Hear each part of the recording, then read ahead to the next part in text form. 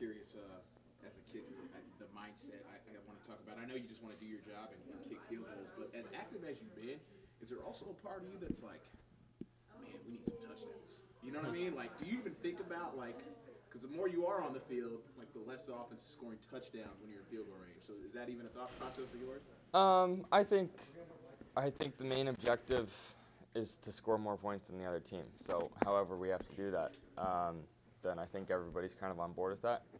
It seems like the last few weeks it's kind of been the field goal way, but I think everybody's kind of looking for the same goal, and that's just scoring as many points. But I think everybody would naturally like to score touchdowns. I mean, I would too. If my number's called and they ask me to kick field goals, then I'm excited to do that. But I love kicking PATs as well. So. What do you think of the whiteout possibility? You think that's a thing fans should consider? To be honest, I'm not too sure. This is only my sixth game in Tiger Stadium, so I don't really have a whole lot to say to that. I'm just looking forward to the moment. It'll be a good time.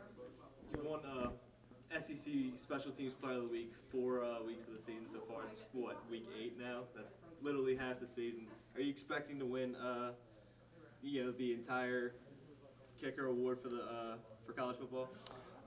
You don't really think about that too much. You kind of, the recognition is obviously great and very humbling, but my goal every week is to go out there and do my job and focus on one kick at a time. So I'm not really looking forward any further than next weekend. Talk about this bye week. I mean, you guys have had a couple of days off here and there. What days we got to have off? We got a good amount of time on Monday off, and obviously after the game, and at least I had a good kicking session yesterday, and I'll probably go ahead and kick again today, and then I'll give myself a little bit of rest from now until next Monday, and then kind of get back into the normal routine. So how important do you think this bye week kind of comes? I mean, you've got lots of 8 hard weeks. I mean, you guys have been kind of working hard here, so I mean, how important is this bye week? Yeah, I think it's really important kind of for all of us to kind of take a step back and look at where we're at. Personally, my body doesn't get as beat up as everybody else's, so I know that they're looking forward to kind of a little bit of time to kind of heal some stuff. But for me, it's kind of just an opportunity to kind of reflect on what's happened so far, but also mentally prepare for what's about to happen in a week. Speaking of mentally preparing, I mean, obviously, people are still talking about the Devin White situation, but obviously, I'm sure you guys are trying to move past it, right? I mean, he's not going to be there for the first half of the game, so. And I know that's not necessarily but in just the feeling in the locker room, I mean, is it kind of that next man up mentality? How are they kind of dealing with that? Absolutely.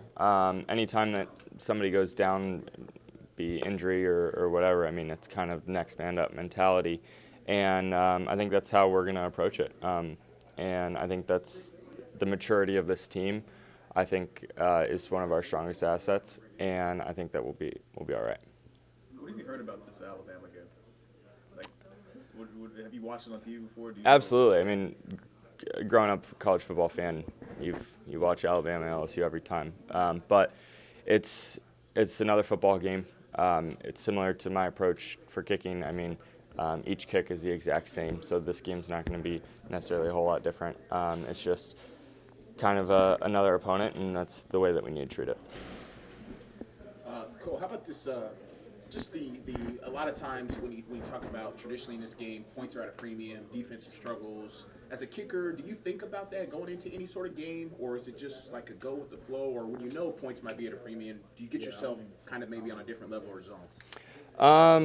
I don't think so. I think my ability to prepare is one of the best things that I have going for me that I've had my entire career is kind of being able to lock into every game, no matter who it is that we were playing. So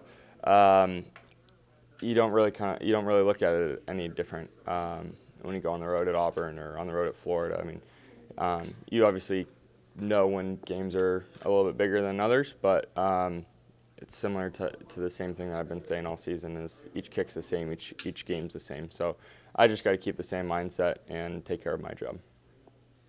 The game of the century is the Alabama and LSU in Tuscaloosa 9-6 game. As a kicker, did you watch that game when you were younger, thinking like, wow, like that's really cool to see kickers, being the only source of scoring in that game?